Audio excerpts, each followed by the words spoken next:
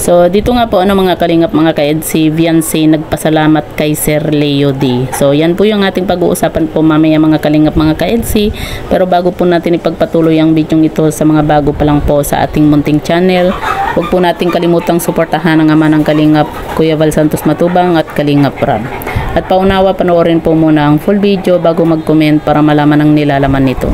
So dito nga po mga kalingap mga ka-ED, belated happy birthday po muna dito nga po kay Sir Leo D. At syempre nagpapasalamat din po tayo dahil nga po sa tinutulungan po niya itong si Viancy nga po.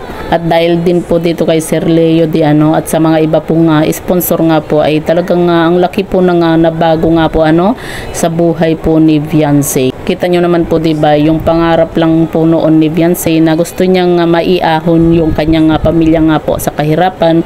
Ngayon natutupad na po sa tulong po ng mga sponsor at kita naman po natin kung gaano nila kamahal itong si Viancy at hindi po nila pinapabayaan nga po itong si Viancy nga po mga kalingap mga ka-ED. At ayun nga po mga kalingap mga ka-ED, nagpapasalamat nga po itong si Viancy dito nga po kay Sir Leo D dahil nga po sa tulong po na ibinibigay po niya dito kay Viancy. Dahil alam naman po natin na isa po si Sir Leo D sa napaka-generous po na sponsor ni Viancy nga po kaya talagang malaki po yung pasasalamat po at sobra-sobra yung pagpapasalamat ni Viancy nga po dito kay Sir Leo D nga po. At binati rin po niya ng happy birthday po itong si Sir Leo D. At kita natin dito kay Viancy na habang binabati po niya si Sir Leo D nga po ng happy birthday, talagang kita po natin kay Viancy na masayang masaya po habang binabati po itong si Sir Leo D.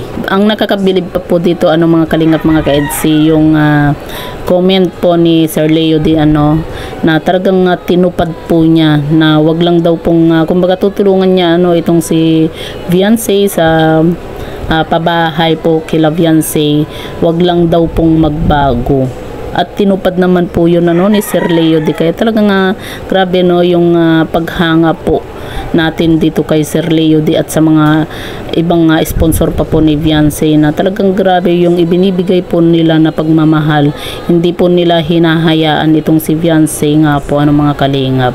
Kaya napakaswerte po talaga ni Viancy na nagkaroon po siya ng isang Sir Leo D na sponsor. Dahil isa po si Sir Leo D na nagpabago po ng buhay po nila Viancy. So yan po mga kalingap mga ka-ED. Ano po yung masasabi nga po ninyo sa video ito? I-comment nyo lang po sa ibaba at babasahin po natin isa-isa.